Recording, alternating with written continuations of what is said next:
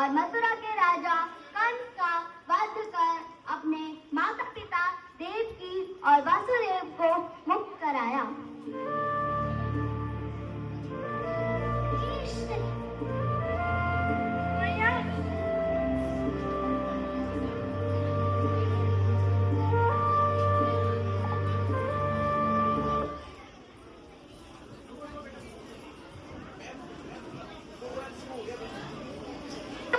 हिमालय की वादियों में हस्तिनापुर के राजा पांडु ने अंतिम सांस ली।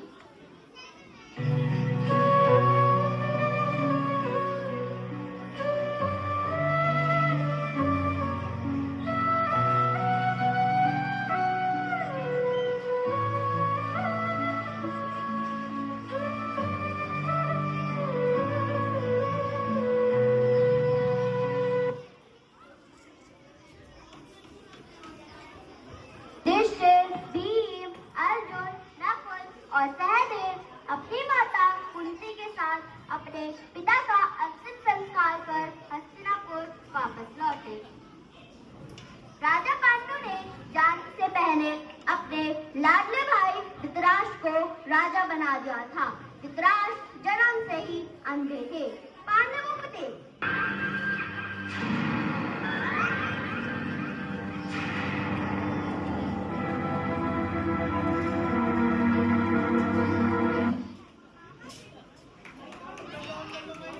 मामा देखो, सब लोग पांडवों की ही बात कर रहे हैं।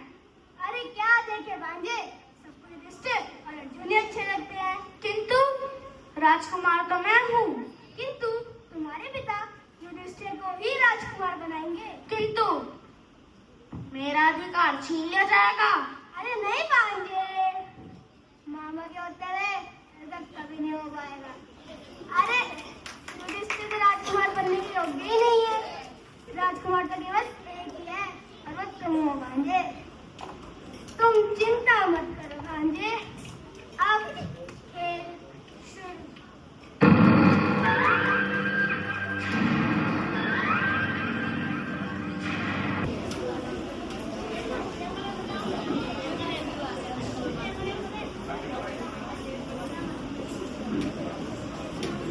भीष्म पितामह ने पांडवों और कौरवों को शिक्षा प्राप्त करने के लिए गुरु द्रोणाचार्य के पास भेज दिया।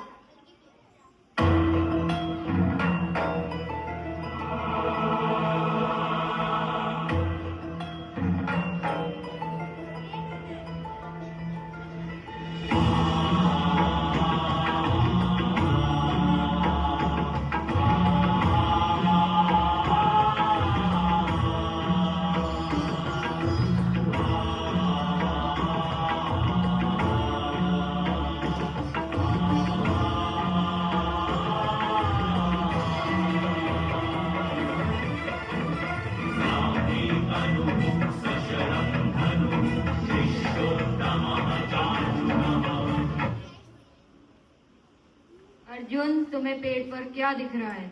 गुरुदेव, मुझे पेड़ पर चिड़िया की आंख दिख रही है। अद्भुत, निशाना लगाओ।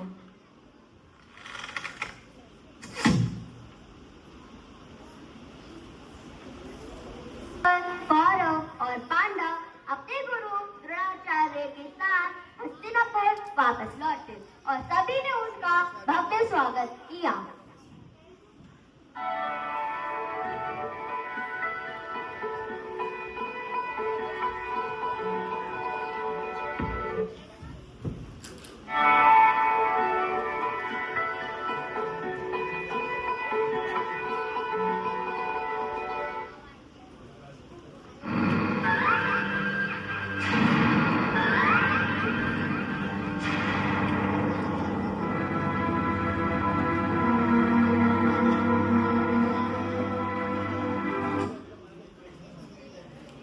हस्तिनापुर वासियों, आज मैं अत्यंत प्रसन्न हूँ क्योंकि मेरे प्रिय पांडव और कौरव इतने वर्षों बाद गुरु द्रोण से शिक्षा प्राप्त कर हस्तिनापुर वापस लौटे हैं। किंतु आज मैं आप सभी को एक महत्वपूर्ण निर्णय सुनाने जा रहा हूँ। राज्य को लेकर भाइयों के बीच आपस में लड़ाई न हो, इसलिए मैंने निर्णय लिया है कि मैं राज्य का बंटवारा करता हूँ। अब से आधा राज्य मैं पांडु पुत्र युधिष्ठिर को देता हूँ।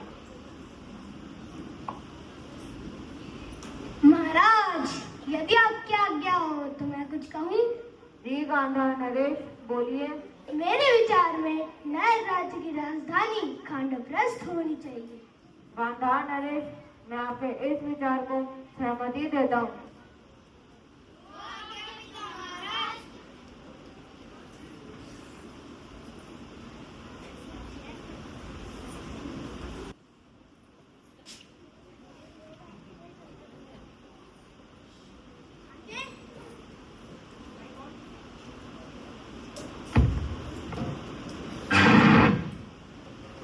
भांजे, ये क्या हो गया? ना बड़ा महल फिर पांडवों ने कैसे बना दिया? प्रणाम मामा श्री। आइए, सब लोग आपकी प्रतीक्षा कर रहे हैं। ओहो, पांचाली, तुम भी यहाँ पर हो?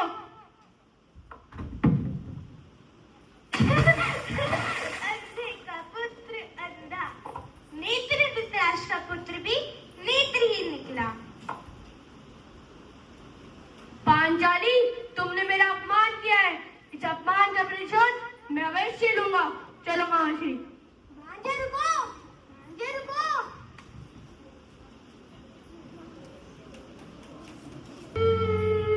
समय निरंतर निर्बाध गति से चलता रहता है और अपने पीछे छोड़ जाता है वो अटल सत्य जो पीढ़ी दर पीढ़ी आगे बढ़ता जाता है। समय के अटल सत्य का एक ऐसा ही निशान महाभारत की उस लज्जाजनक सभा का है जहां मर्यादा रेखा के इस पार द्रौपदी के अतिरिक्त कोई नहीं और धर्म के प्रहरी गंगापुत्र भीष्म, गुरु द्रोणाचार्य, महात्मा विदुर, सूर्यपुत्र कर्ण और पांचों पांडव ये सभी मर्यादा रेखा के उस पार हैं जो किसी भी व्यक्ति को सोचने पर विवश कर देती है। एक निर्णय वर्तमान और भविष्य के लिए हर व्यक्ति को लेना होगा कि वो मर्यादा रेखा के इस पार खड़ा है या उस पार। आइए आज हम आपको लेकर चलते हैं महाभारत काल की उसी सभा में जहां पांचों पांडव अपनी पत्नी द्रौपदी को एक वस्तु की भांति जुए में हार गए और वहीं दुष्ट दुर्योधन अपनी भाभी को एक जीती हुई वस्तु समझकर अपने छोटे भ्राता दुशासन से द्रौपदी को बालों से खींचकर सभा में लाने के लिए कहता है।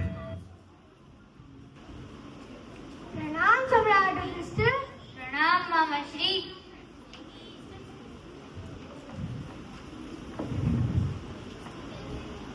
बताइए सम्राट युधिष्ठिर, पहली चीज क्या दांव पर लगाएंगे?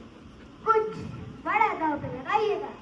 अवश्य मामा श्री, मैं अपना धन दांव पर लगाता हूँ। और क्या अच्छे। मामा की जय हो, हम धन जीत गए।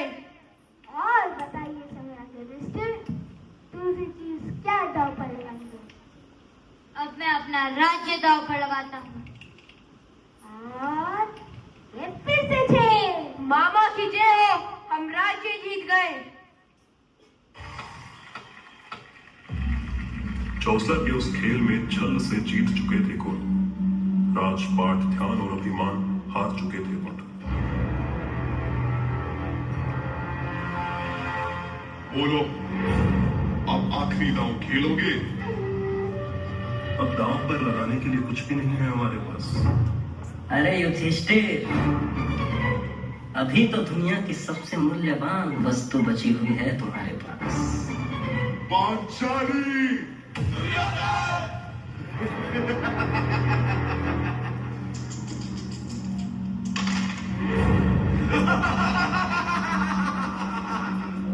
सुनो वीर दुशासन, एक क्षण भी तुम ना गवाओ। पांचाली के बाल खींचते हुए सभा में आओ।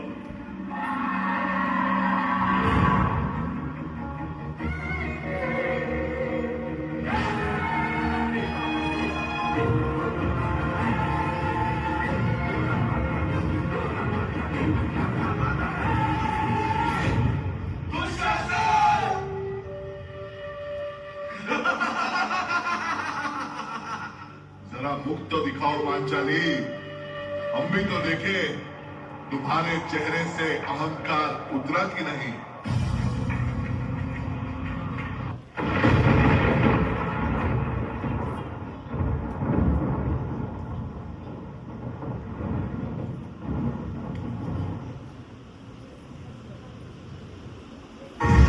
दुशासन, प्रण लेती हूँ, तेरे काल से अब डोलेंगे, तेरी छाती के रक्त से अपने बालों को धोऊंगी। कैसा ये धर्म है जिसमें ज्ञानी क्षत्रिय के हाथों का बंधन हुआ? कैसी ये सभा है जिसमें द्रौपदी का स्वाभिमान लज्जित हुआ? जहां सब मौत खड़े हैं, वहां मेरा सखा, मेरा कृष्णा आएगा, मेरी रक्षा करेगा।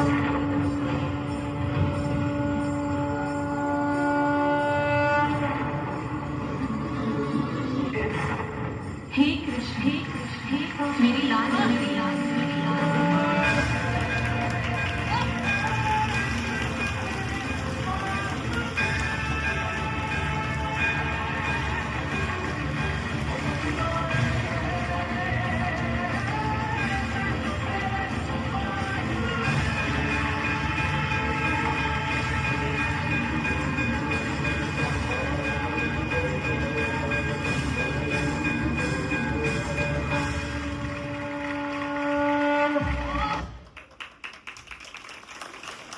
सब कुछ हारने के बाद पांडवों को 12 वर्ष का वनवास और 1 वर्ष का अज्ञातवास मिला। अपना वनवास पूरा कर जब वह वापस आए और अपना अधिकार मांगा, तब दुर्योधन ने उनका राज्य तो क्या, एक सुई की नोक के बराबर भूमि देने से भी मना कर दिया। और तब आरंभ हुआ संसार का सबसे बड़ा युद्ध, जो हुआ कुरुक्षेत्र की धरती पर। श्री कृष्ण ने युद्ध से पहले ही कह दिया था कि वह शस्त्र नहीं उठाएंगे और वह अर्जुन के रथ के सारथी बनेंगे। अपने गुरु द्रोणाचार्य और भीष्म पितामह को देख अर्जुन का मन विचलित हो उठा, यहाँ तक कि उसने अपना काटव तक छोड़ दिया। नहीं, क्या हुआ पार्थ? अर्जुन तुम विचलित क्यों हो गए? बताओ कुंती कुमार, क्या बात है? मैं ये युद्ध नहीं लड़ सकता, नहीं लड़ सकता मैं। ये तुम क्या कह रहे हो? क्यों नहीं लड़ सकते? मेरे बाणों के निशाने पर अपने ही सगे संबंधी हो, तो फिर मैं बाण कैसे चला सकता हूँ? ये देव मंदिर नहीं, कर्तव्य का संग्राम है। तुम्हारे पितामह और गुरु द्रोण भले कितने ही अच्छे हैं, परंतु प्रतिज्ञा और कर्तव्य के बंधन से बंधे हैं, इसीलिए अधर्मियों का साथ दे रहे हैं। तुम्हें उनका वध करना होगा। मैं अपनों के खून से अपने हाथ नहीं रख सकता, वासुदेव नहीं रख सकता। तुम उन्हें नहीं मारोगे तो वो तुम्हें मार देंगे। यदि तुम धर्म का राज्य स्थापित नहीं करोगे तो अधर्म का राज होगा। आत्मरक्षा के लिए हथियार उठाना, अपने अधिकारों के लिए लड़ना, न्याय और धर्म के लिए युद्ध करना हिंसा नहीं, वीरता है। अर्जुन, तू किसी के मरने का दुख मत कर। नैनम छिंदन्ति शस्त्राणि, नैनम दहति पावक, न चैनम क्लेदन्त्यापः, न शोष्यति मारुतः। सुन अर्जुन, न आत्मा मरती है, न मार सकती है, न अग्नि से जला सकती है, न जल इसे डुबा सकता है। जिस तरह मनुष्य पुराने कपड़े उतार कर नए कपड़े पहनता है, उसी प्रकार आत्मा नए शरीर में प्रवेश करने के लिए पुराने शरीर को छोड़ देती है। शरीर नश्वर है, आत्मा अमर है। परंतु अज्ञानवश मैं आज तक आत्मा को नाश होने वाली वस्तु ही समझता रहा हूं। मैं तुझे समझाता हूं, मेरा विराट रूप देख।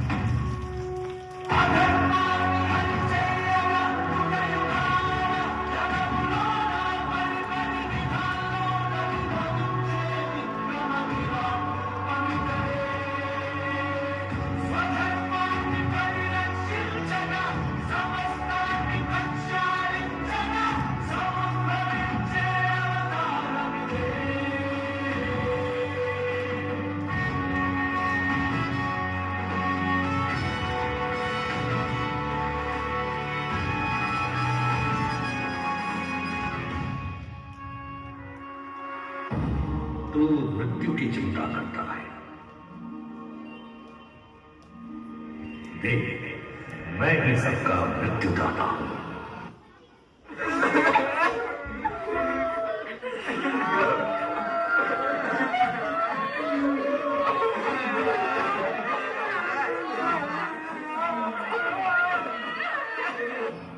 और मैं ही सबका जन्मदाता हूं।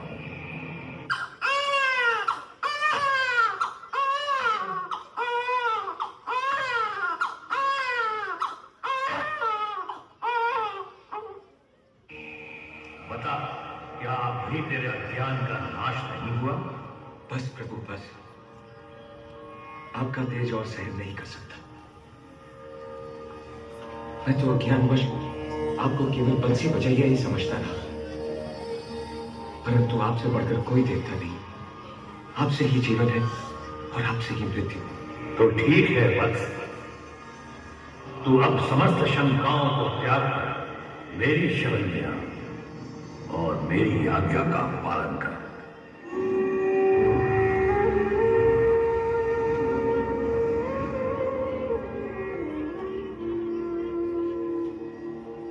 आंखें खोलो भक्त।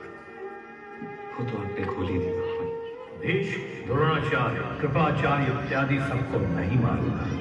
इनकी मौत का तो नाम मात्र कारण जान। चलो वत्स, अब कायरता मत दिखा, गांडीव उठा और बाण चला। जो आज्ञा प्रभु, आप अपना शंख बजाइए, मैं युद्ध करने को तैयार हूं।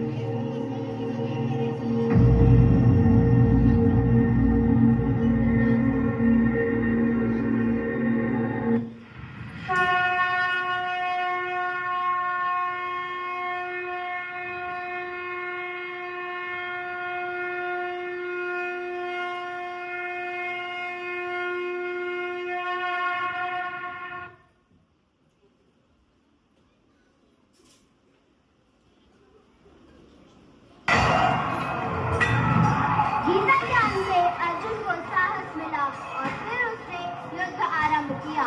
18 दिन तक के महासंग्राम, जिसमें एक के बाद एक वीरों से भी वीर पांडव और कौरव वीर गति को प्राप्त होते गए।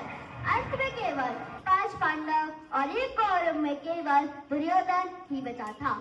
अरे क्या कार्य तेरा छुपता है, बाहर निकल। आ रहा हूँ भीम। अब तुम 5 भाइयों का वध करके अपने 99 भाइयों के वध का प्रतिशोध लूंगा।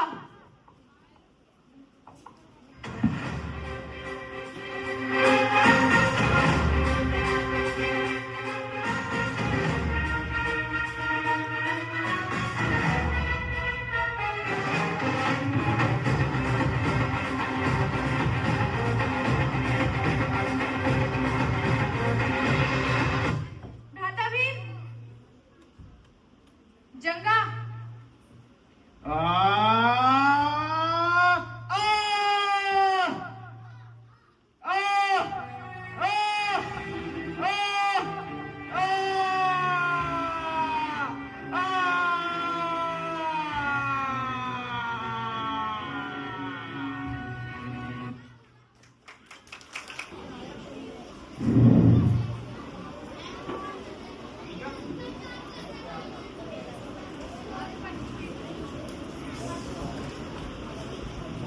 प्रणाम महाराज, प्रणाम महारानी।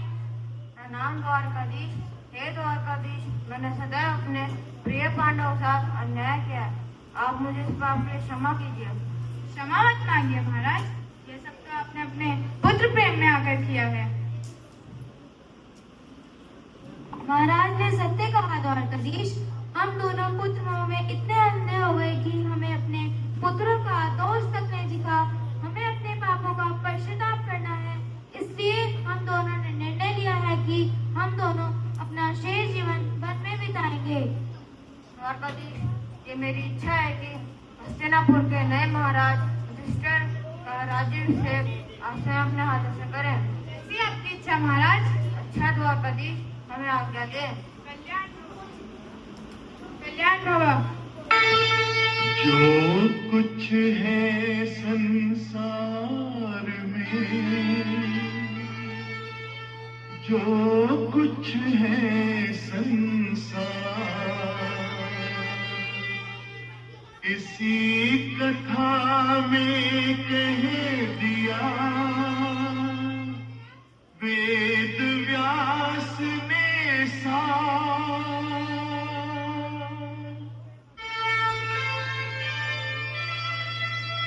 याद रखें हम आप सब कर्मों के परिणाम,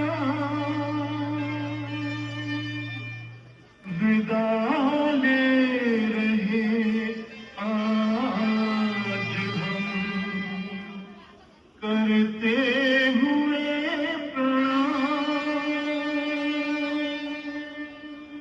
सीख हम बीते युगों से नए युग का करें स्वागत, करें स्वागत, करें।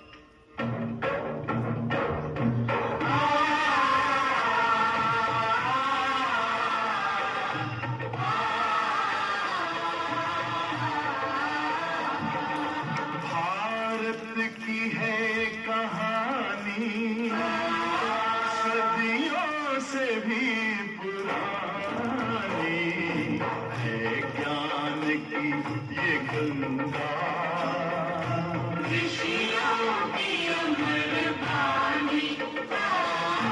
ये विश्व भारती है, वीरों की आरती है, नित नई पुरानी भारत की ये कहानी। महाभारत,